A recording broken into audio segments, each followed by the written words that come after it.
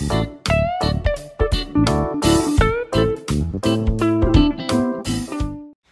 tout le monde, voici pour une nouvelle vidéo et une nouvelle chronique aujourd'hui. On va parler des enfants du continent perdu d'Édouard Péchard.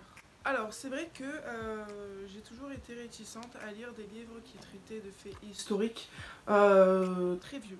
Et là c'était d'autant plus un challenge parce qu'il s'agissait de la guerre de 100 ans. Et c'est une période historique qui ne m'intéresse pas forcément et auquel je me suis jamais intéressée, donc je sais même pas trop de quoi ça parle.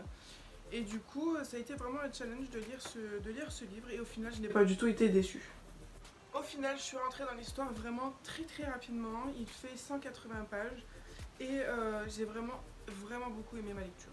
Pour différents points, le premier étant l'objet livre aussi. Il est vraiment très beau. Il appelle à la lecture. Il est vraiment très beau. Et à l'intérieur aussi, les débuts de chapitre, on a le fameux Mont Saint-Michel. Que voici. En ce qui concerne l'histoire, on va suivre l'histoire de Malo et de Myrdan en grosse partie, parce qu'il y a aussi une histoire en parallèle qui se passe à Fougères et à Saint-Malo. Donc on suit deux histoires parallèlement, mais on va être plus focus sur Malo. En fait, ce Malo a une histoire bien particulière car il s'avère qu'il appartient à une civilisation perdue, et je fais référence à l'Atlantide. Et donc va se dérouler une histoire sur fond fantasy en pleine guerre des 100 ans. C'est vrai que, comme je l'ai dit, je ne suis pas du tout experte en la matière et je ne savais pas réellement de quoi ça parlait, et du coup j'ai vraiment beaucoup apprécié découvrir toute cette histoire à travers ce roman, parce que c'est fait de manière très légère, même si il y a quelques mots que je comprenais pas du tout. L'auteur a eu la fabuleuse idée de faire un lexique à la fin du roman pour qu'on puisse comprendre la totalité. J'ai énormément aimé les différents caractères des personnages, surtout Myrdan.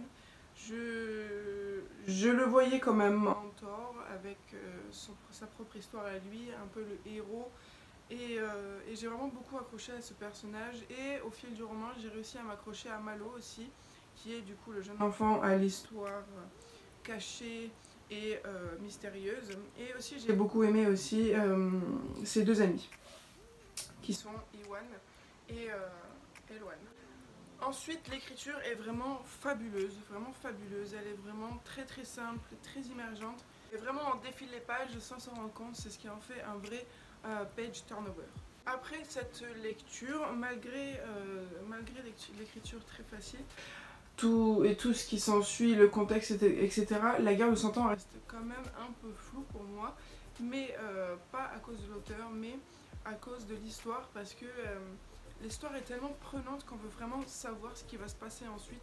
Et quand du coup il y a des petits passages qui expliquent un peu pourquoi les Anglais sont venus sur le Mont Saint-Michel, les problèmes qu'il y a eu avec le duc de Bretagne et le roi de France, etc., ça passe un peu à la trappe, parce que l'histoire de Malo et de Myrdan est vraiment extra, et ça prend vraiment le dessus sur ce contexte de guerre de 100 ans. Et du coup je pense que je vais quand même me renseigner un peu plus sur cette guerre pour peut-être mieux comprendre encore les références à cette période historique dans le roman. Mais vraiment l'histoire de Malo et Myrdan, elle est vraiment extraordinaire. Il y a vraiment des rebondissements vraiment fabuleux. Il y a des quêtes qui sont vraiment très addictives. Et surtout le découpage du roman est vraiment fait pour, parce que ce sont des courts chapitres, vraiment très courts. Des fois il y a des chapitres qui font une page. Il y a le deuxième chapitre, il va faire 2 pages, 3 pages, et le plus grand chapitre, je crois qu'il fait 6 ou 7 pages. Donc c'est vraiment un page turnover, et j'ai vraiment beaucoup aimé. Je pensais pas l'aimer autant, vraiment. Je pense même que c'est un coup de cœur. Vraiment, après réflexion, je l'ai fini hier soir, donc j'allais pas vous tourner la vidéo à 22 h. Mais là maintenant, après coup, je pense vraiment que c'est un coup de cœur totalement inattendu, et je pense que lui non plus ne s'attend pas à ce que je dise que ce soit un coup de cœur, mais c'est vraiment un coup de cœur, vraiment une très belle découverte et une très belle plume de l'auteur. Et je pense que vraiment je vais lire tous ses autres livres, parce que j'ai vraiment beaucoup accroché à sa plume. Voilà. Donc pour moi cette chronique est terminée. Je vous invite fortement à découvrir ce roman. Il fait que 180 pages, donc ça va tout seul, vraiment tout seul. Et je pense que vous allez entendre parler d'Édouard Péchard très prochainement. Donc je vous fais plein de gros bisous et je vous dis à très bientôt sur la chaîne pour de nouvelles vidéos.